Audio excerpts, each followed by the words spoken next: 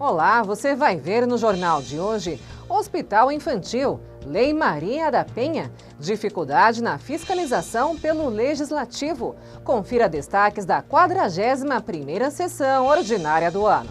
Eu fico preocupado quando você oficializa um secretário, um presidente de uma autarquia nessa cidade, e eles querem, orientado não sei por quem, eles estão sendo orientados naquela administração, naquele executivo, orientado para ser respondido pelo nosso regimento interno. Só que o nosso regimento interno é para nós, vereadores.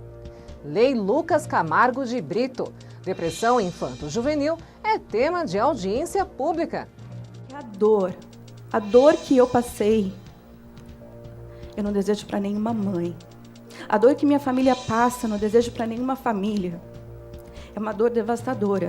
E o que me levanta, o que me faz continuar, é isso. É salvar vidas. E Comitê Gestor da Internet lança guia para combater fake news nas eleições. Um aspecto que a gente coloca de maneira muito destacada na cartilha, a necessidade do usuário da internet brasileira procurar informação, diversificar as fontes de informação. É agora no Câmara Notícias.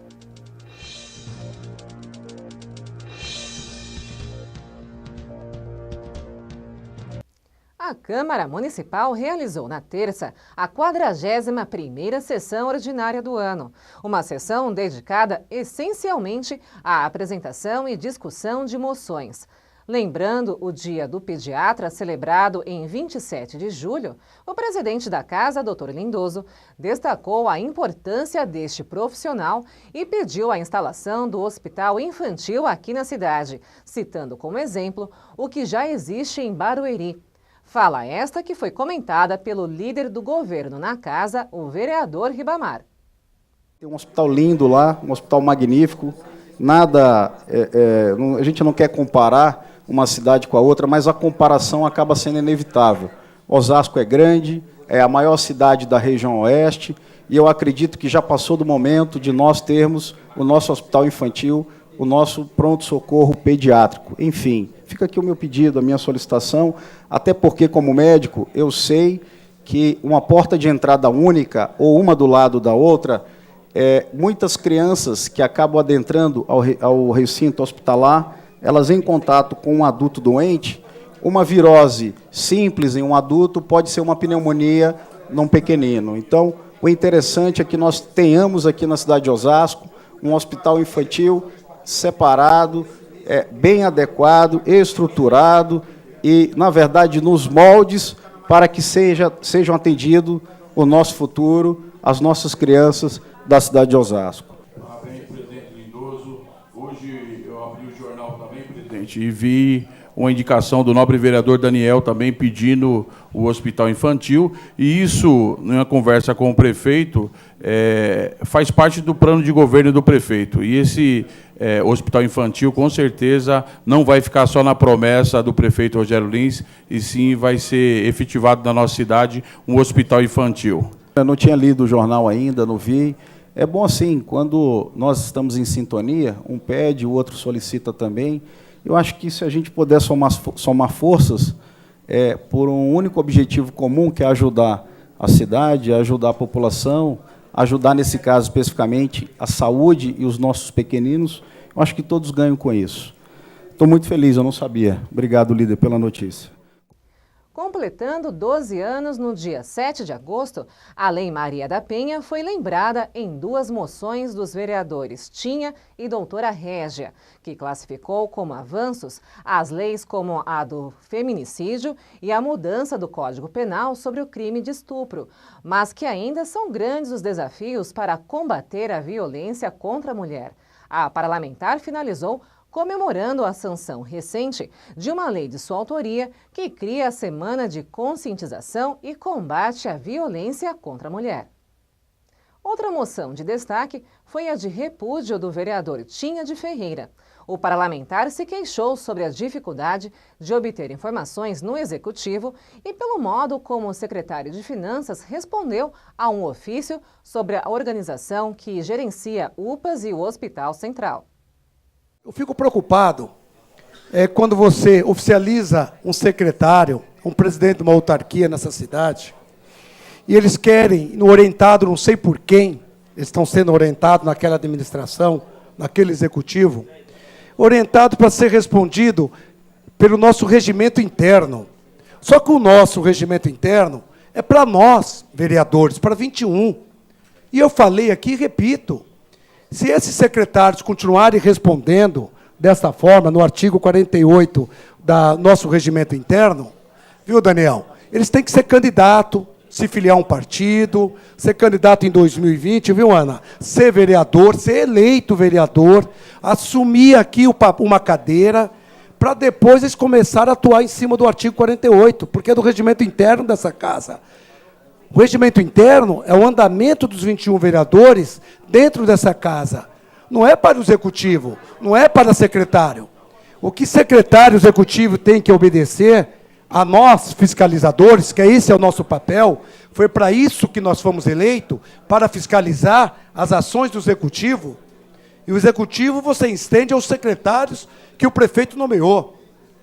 Seria a lei orgânica, no seu artigo 29, Daniel.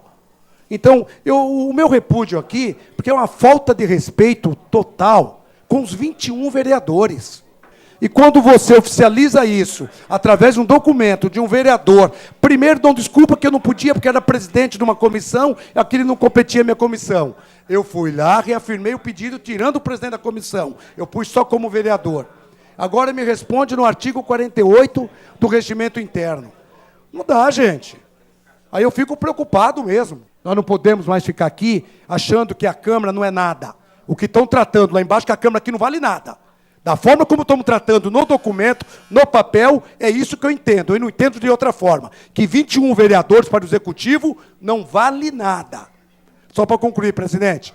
E essa é a minha posição hoje, da forma como estão tratando e a forma. Agora, o que me cabe é aqueles 150 ofícios, eu vou juntar tudo agora, fazer um apanhado todo, ir para a Justiça e pedir a obrigação de fazer. A única coisa que me resta é que eu estou fazendo, presidente. Porque eu não vou perder tempo de picar em Ministério Público para reclamar de crime de prefeito, não. Eu vou entrar para poder. Agora vai ficar ruim a Justiça ir lá com o processo e dizer, responde o vereador. Essa é a minha indignação, meu inconformismo com essas atitudes já de 2 secretários. Já de 2 secretários. Tem um lá que deu uma OS de 200 milhões, ele não tem contrato. Agora eu não entendo como ele está fiscalizando o hospital. Por isso está aquela bagunça que está lá. A bagunça, quem for no hospital, qualquer vereador, vai ver a bagunça que está no Antônio Gígrio. Aquilo não pode mais acontecer na cidade, gente. 200 milhões em 3 UPAs. Em um hospital, estão jogando dinheiro para o lixo. Para o lixo. Porque ele não está sendo tratado à altura os nossos munícipes. É muito dinheiro. É muito dinheiro. E não vou fazer uma comparação numa próxima sessão do hospital particular, o Sino, quanto ele custa, quanto ele atende por mês, nos seus pronto-socorros, na sua hospedaria, vocês vão ver se vão cair de costa. Gastam a metade e a mesma quantidade do Antônio Gígrio. O parlamentar também contestou o veto do prefeito ao projeto de autoria dele e do vereador Daniel Matias para fiscalizar e punir concessionárias de energia e água que danificam o asfalto após serviços de instalação ou manutenção e pediu o apoio dos pares para derrubar o veto. E o discurso de Tinha foi comentado pela vereadora doutora Régia, pontuando que a postura de ser preterido também se estende aos vereadores da base.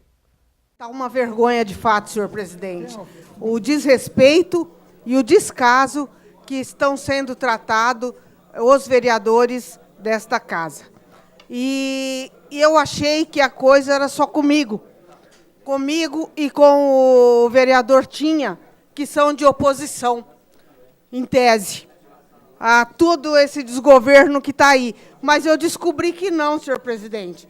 Descobri que os vereadores da base também são preteridos. Tem secretário que não atende, tem secretário que não responde ofício, tem secretário que não faz as coisas solicitadas, certo?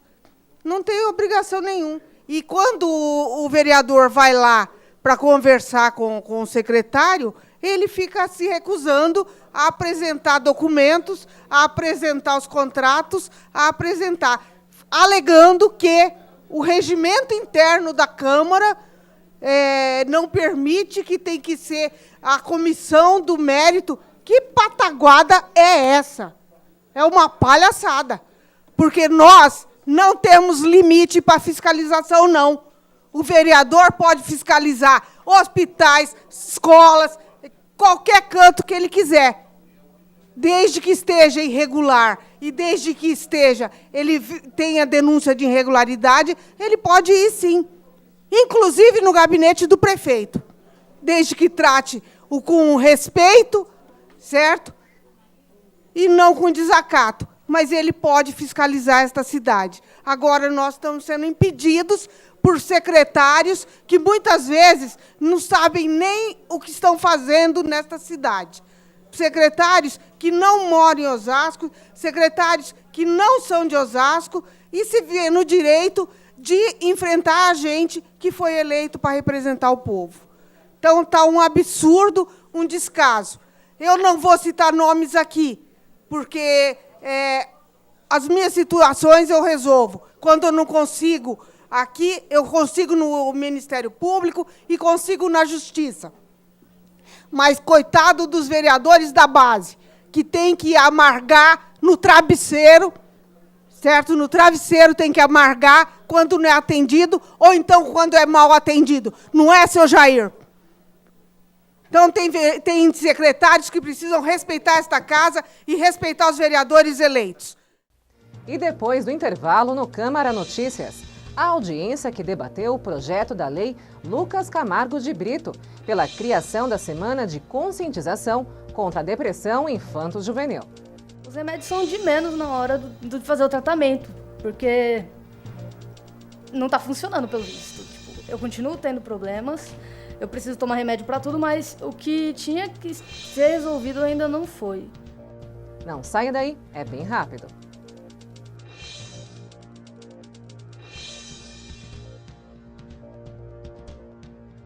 Quem doa sangue regularmente pode estar ajudando uma pessoa que nunca viu na vida.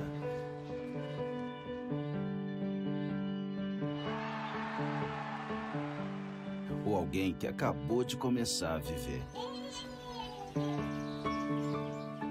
Pode estar ajudando quem já passou por muita história. Ou alguém que ainda tem muitas histórias para contar. Pode estar ajudando quem está torcendo para realizar um sonho.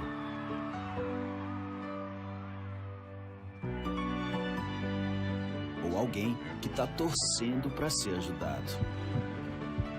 Quem doa sangue regularmente pode até não saber quem está ajudando, mas sabe que está ajudando muita gente. Ministério da Saúde, Governo Federal.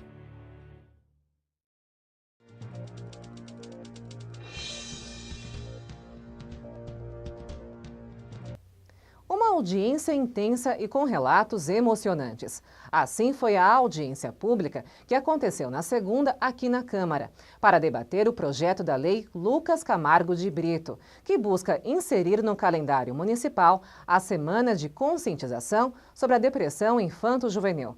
A audiência foi conduzida pelo vereador Tinha e secretariada pela vereadora Lúcia da Saúde, que assinam o PL de forma conjunta. Natural de Barueri, Lucas Camargo de Brito era um jovem universitário no último ano de engenharia naval em uma faculdade do Rio Grande do Sul e que cometeu suicídio em março deste ano. Apesar de não apresentar sintomas claros, o jovem, que era ativo e muito alegre, estava em um processo de depressão. O primeiro dos 18 oradores a vir à tribuna foi o psicólogo clínico e pesquisador Dr. Adriano Lima. De modo objetivo e didático, o profissional explicou o conceito de dor, de empatia, a importância do processo de desorganização e organização de cada indivíduo e como os sintomas da depressão vão caracterizar a intensidade da doença. Dr. Adriano também alertou para o cuidado com a escolha de tratamento medicamentoso e que não deve ser isoladamente a resposta para enfrentar a doença.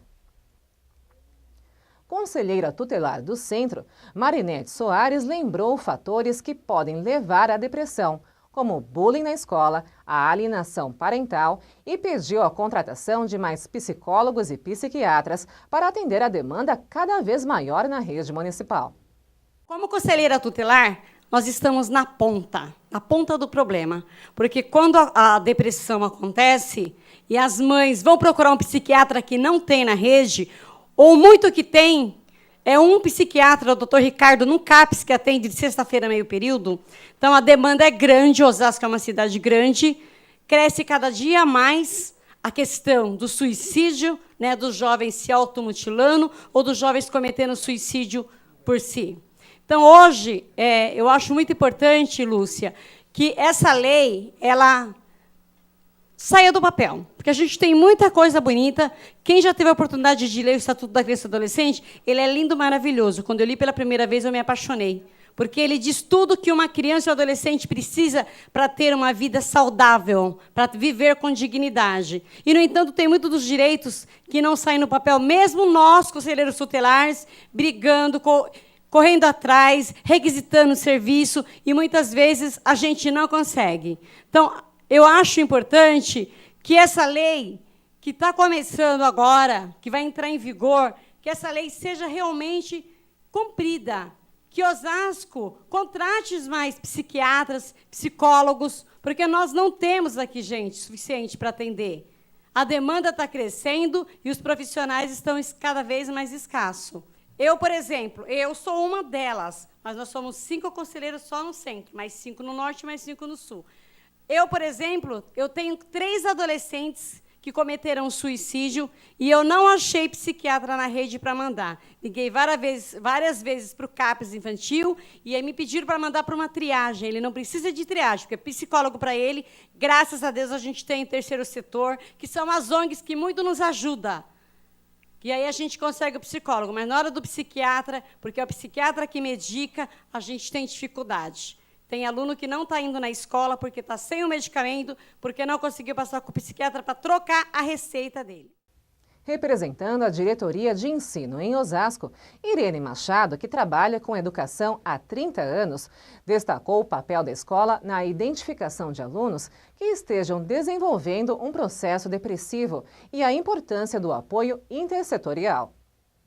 O primeiro espaço que as crianças vivem socialmente é a escola, a grande maioria, né? As crianças começam a conhecer outras crianças e a conviver, e a desenvolver sentimentos de coletivo na escola. Né? E é um espaço privilegiado, eu digo, para observar esses comportamentos. Né? As relações com os professores são as relações mais próximas. Né? Quando as crianças vão para a escola, educação infantil, 1º ou 5º ano, 6º ano, desenvolve uma relação muito forte com os seus professores. Então, eu entendo que a educação tem uma missão clara, uma função clara, mas ela também pode contribuir na medida em que esse espaço e com essas pessoas a gente pode observar mudanças de comportamento e sinalizar essas mudanças de comportamento para buscar apoios. Né? Aqui foi dito também, em alguma medida, da importância da rede. A escola sozinha não dá conta, né? A gente precisa, sim, do apoio da saúde, como foi dito. Às vezes, a gente precisa de encaminhamento se não consegue. Então, é fundamental que a gente pare um pouco para analisar quais são as políticas que a gente tem em curso para, de fato, contribuir para a superação desses problemas. Né? Só na nossa rede, numa pesquisa que nós fizemos há poucos dias, nós detectamos quase 100 casos de crianças com depressão. E grande parcela com automutilação, que é igualmente grave, gente. Nós temos casos seríssimos, e os conselheiros estão aqui, que têm acompanhado esse trabalho muito próximo. Então, em nome da Diretoria de Ensino de Osasco e das nossas 52 escolas estaduais, eu agradeço a oportunidade e coloco a nossa equipe toda à disposição para melhorar ainda mais essa ação. A tribuna foi aberta também aos jovens Lucas e Vitória, que emocionaram a todos com seus relatos. Lucas, um jovem trans de 16 anos, luta contra a depressão desde os 10 e abandonou a escola por conta de bullying e do preconceito. Eu sou a Vicky, Vitória, tanto faz. Eu sou o Lucas, a gente é do CAPS. a gente veio falar sobre preconceito e medicamentos, como eles não são a solução para nada. Tipo, estão me enchendo de remédio e não precisa disso, mano. Sério, eu acho que se a sociedade se estruturasse melhor para que, sei lá, eu não sofresse preconceito, para que não tivesse todo um problema na minha família, eu não estaria passando por isso hoje. Os remédios são de menos na hora de fazer o tratamento, porque não está funcionando, pelo visto. Tipo, eu continuo tendo problemas, eu preciso tomar remédio para tudo, mas o que tinha que ser resolvido ainda não foi. Eu estou aqui falando hoje para que outras pessoas não precisem passar por isso, para que esse projeto seja aprovado e para que, sei lá, as pessoas elas não precisem usar medicamentos assim, porque eles não funcionam. O executivo veio representado por funcionários do Centro de Referência de Direitos Humanos e pelos secretários José Carlos Vido, da Saúde, e José Toste Borges, da Educação. Vido parabenizou os vereadores pela iniciativa. Já Toste trouxe dados preocupantes e se prontificou a propor debates nas escolas assim que a lei for sancionada. Nos últimos 10 anos, dobrou praticamente a porcentagem de adolescentes com problemas de depressão. Há 10 anos atrás, nós tínhamos de cada 100 jovens, 4 com depressão. Decorridos 10 anos, nós temos agora 8 jovens apresentando esse problema. É gravíssimo isso. Mais grave ainda, desses 8, 2 são crianças na idade pré-escolar, de 4 e 5 anos.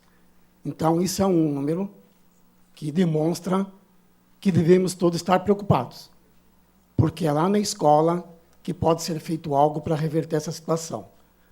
Temos que levar esse debate para as escolas, levar para as famílias e para a sociedade em geral. Não é só o professor que vai resolver isso, não. É a escola, em conjunto com a família, em conjunto com a comunidade local e em conjunto com a saúde. Portanto, o que a educação de Osasco se propõe é, primeiro, aprovar a lei, que vai ser aprovada, levar esse debate para as escolas. E lá nas escolas, com todos presentes, procurar encontrar um caminho que possa minimizar essa situação. Depois foi a vez dos vereadores que encabeçam o projeto, Lúcia da Saúde e Tinha de Ferreira. Não podemos viver na ilusão. Temos que lutar e ter professores, reitores preparados para acolher esses jovens, porque ninguém chega a lugar nenhum sem um sacrifício. E muitos jovens não têm coragem de enfrentar os problemas da vida. Então, para vocês, jovens que estão presentes aqui hoje, eu digo a vocês, tenham coragem, porque a coragem é o resultado final de nossas possibilidades e dos nossos limites. A coragem é o fruto final daquilo que você conciliou, de tudo que você tem de defeitos e qualidades. Muitas vezes o nosso sofrimento é duplicado dentro de nós, porque nós alimentamos a experiência do medo. Muitas vezes foi aquilo que o Gilson falou, nós acabamos considerando tudo isso na minha opinião, onde você tem uma psicoterapia e a família muito mais próxima, acho que fica tudo mais fácil, no amor e o carinho, da gente tentar ainda controlar isso tudo. Porque ela é uma doença que está aí, é uma doença moderna, e essa doença moderna nós temos que cuidar, e cuidar bem cuidado, e muito próximo da família. Queria dizer aqui, Tati, quando eu fiz esse projeto, anterior a ele, eu fiz um outro projeto aqui, que ele foi ter psicólogo em cada sala, em cada escola. Não para cada sala, mas para cada escola. E até o Toste foi um dos únicos secretários que, de todos os projetos que eu pus nessa casa, de quase 400 projetos, e mais de 100 já aprovados aqui, indo e voltando sempre com o prefeito não sancionando, boa parte, a maioria deles, não sancionado. O seu foi um dos únicos que você me explicou, Toste, mandou por escrito e explicou pelo motivo que era necessário esses psicólogos da escola, que, no momento, nós não tínhamos condições de contratá-los. Não tive a oportunidade de agradecer pela forma e o respeito que você teve por explicar tecnicamente era tinha necessidade daquilo, mas, ao mesmo tempo, nós tínhamos aí problemas de orçamento e outras coisas mais que não podia nesse momento, por esse motivo que você estava dando parecer para vedar o projeto. Mas eu dou até um toque, uma orientação, que vamos procurar trabalhar isso, que eu acho que nós iniciamos todo esse problema começando na escola. Um psicólogo lá, nós vamos resolver, vamos adiantar muito isso, para evitar tirar esse problema da saúde, que eu acho que nós podemos cortar, tentar trazer dentro da escola e tentar resolver por ali, começar a iniciar.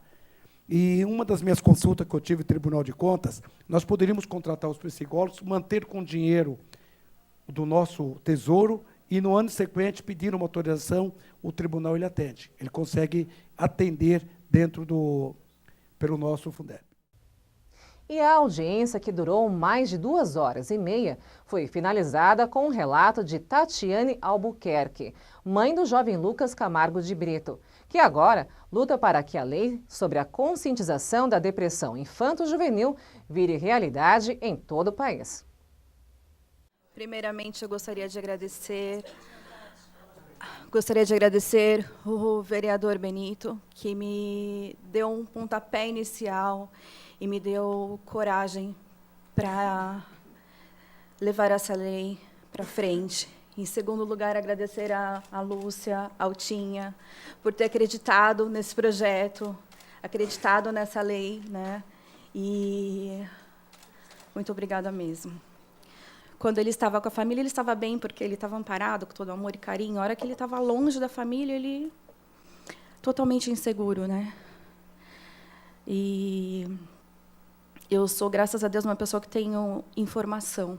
E mesmo assim, para mim, depressão era aquela pessoa que ficava na cama, deitada, no escuro, não tinha força para tomar um banho, para ir para a escola. Meu filho, mesmo no dia de sua morte, ele foi para a universidade.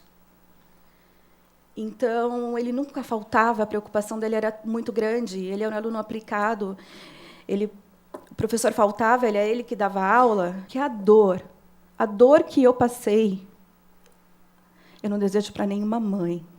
A dor que minha família passa, eu não desejo para nenhuma família. É uma dor devastadora.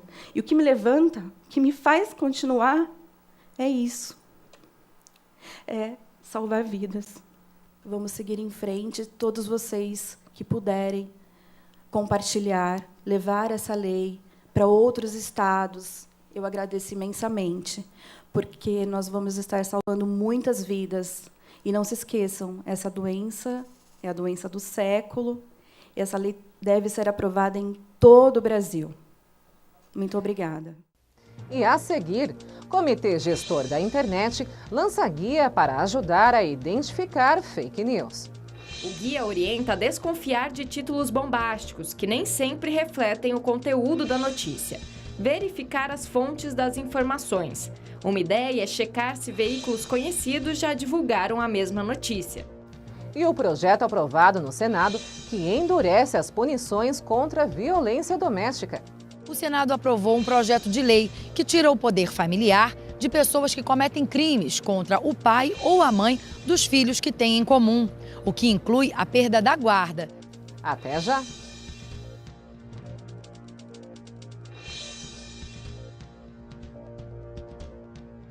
Vem pra biometria, vem, não pode faltar ninguém.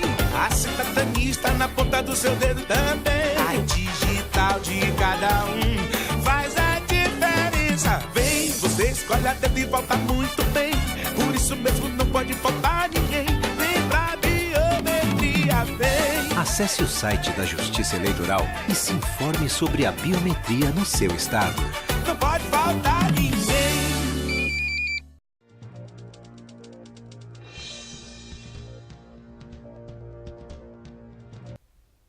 O Comitê Gestor da Internet no Brasil lançou nesta terça um guia para combater a desinformação e o compartilhamento de notícias falsas durante o período das eleições. Conheça algumas dicas para conseguir identificar as chamadas fake news. Ariane recebeu pelo WhatsApp a notícia de que um conhecido morreu por conta da vacina contra a gripe. Depois, descobriu que era um boato. Se a gente não sabe se é verdade ou não, a gente pode interpretar de uma forma errada. E isso é muito difícil. Paloma recebeu um áudio falso sobre a febre amarela. Eu não repasso. Quando eu tenho alguma dúvida, alguma desconfiança, eu não repasso. Depois eu descobri, realmente, os órgãos oficiais disseram que esse áudio realmente circulou e era falso. Se no dia a dia as notícias falsas já influenciam comportamentos e opiniões, com a chegada do período eleitoral, a preocupação é que as pessoas acabem escolhendo um candidato com base em mentiras. O Comitê Gestor da Internet no Brasil lançou um guia com dicas práticas para identificar e combater as fake news. O guia orienta a desconfiar de títulos bombásticos, que nem sempre refletem o conteúdo da notícia. Verificar as fontes das informações. Uma ideia é checar se veículos conhecidos já divulgaram a mesma notícia. Evitar compartilhar quando não tiver certeza sobre a origem do conteúdo. E também não se calar, avisando as pessoas que compartilham notícias falsas sobre os riscos desse tipo de atitude. Mais importante, e é um aspecto que a gente coloca de maneira muito destacada na cartilha, a necessidade do usuário da internet brasileira procurar informação, diversificar as fontes de informação, procurar se educar sobre determinados temas para que ele possa construir a sua opinião verdadeira e soberana sobre determinado assunto. O guia está disponível no site cgi.br e é gratuito. Um projeto de lei aprovado recentemente pelo Senado pretende punir a violência doméstica, retirando o poder familiar do agressor. E a punição é bem maior do que só perder a guarda. Quem explica a proposta é a repórter Thaís Araújo, da TV Brasil. Julie e a família eram ameaçadas. O ex-companheiro não respeitou a ordem judicial de se manter afastado e agora está preso. Ele ameaçava de morte, ameaçou minha mãe, meu pai, minha filha de 4 anos, justamente porque eu não aceitei o fim da relação. Estou com a medida protetiva, mesmo ele preso, porque mesmo no dia da prisão dele, ele continua ameaçando. Ele disse que na hora que ele for solto, ele vai chegar a me matar. Para inibir comportamentos assim, o Senado aprovou um projeto de lei que tira o poder familiar de pessoas que cometem crimes contra o pai ou a mãe dos filhos que têm em comum, o que inclui a perda da guarda. Para entrar em vigor, o texto depende de sanção presidencial. Seja o homem ou a mulher vindo a perder a guarda, me preocupa um pouco, porque para as mulheres sempre pesam mais. É algo que pode ser positivo, mas eu acho que requer ainda um debate, uma reflexão. A legislação atual já determina a perda do poder familiar nos casos de crimes contra filhos, tutelados e curatelados. A alteração no texto aprovado foi a inclusão de hipóteses de crimes dolosos, sujeitos a penas de reclusão, cometidos contra quem detém o mesmo poder familiar, e o acréscimo dos casos de feminicídio e lesão corporal grave ou seguida de morte, quando se tratar de crime doloso ou envolvendo violência doméstica ou discriminação à condição de mulher. No entendimento do desembargador Ciro Darlan, a lei coloca em risco alguns direitos das crianças e dos adolescentes. A guarda é uma das consequências da perda do poder familiar. Perder o poder familiar é perder a paternidade, perder a maternidade. Você retira do registro de nascimento da criança o nome do pai ou da mãe, como se essa criança fosse filha de chocadeira. Perdendo o poder familiar é uma decisão definitiva, não se volta atrás. As fontes de energia limpa representam hoje um pouco mais de 10% do parque energético mundial. Apesar dos apelos da comunidade internacional, o planeta está mais poluído do que nunca. O estudo mais recente da Organização Meteorológica Mundial mostra que a concentração do gás que mais contribui para o efeito estufa bateu um novo recorde na atmosfera, 403 partes por milhão em 2016. Não é para menos. Os combustíveis fósseis são responsáveis por mais de 80% da demanda por energia no mundo.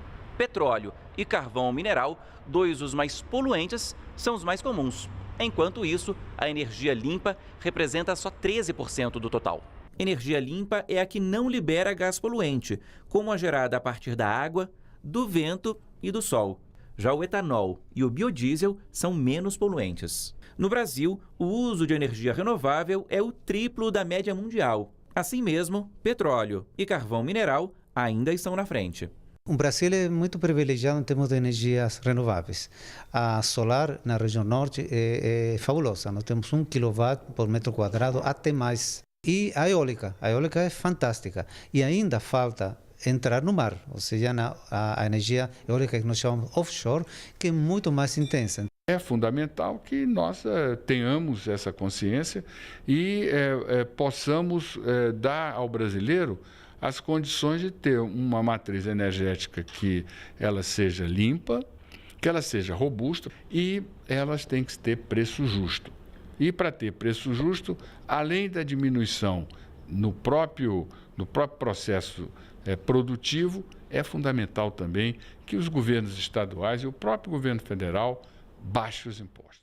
Eu sou Fernanda Lucena e este foi o Câmara Notícias. Obrigada pela sua companhia. A gente se vê na próxima edição. Tchau, tchau.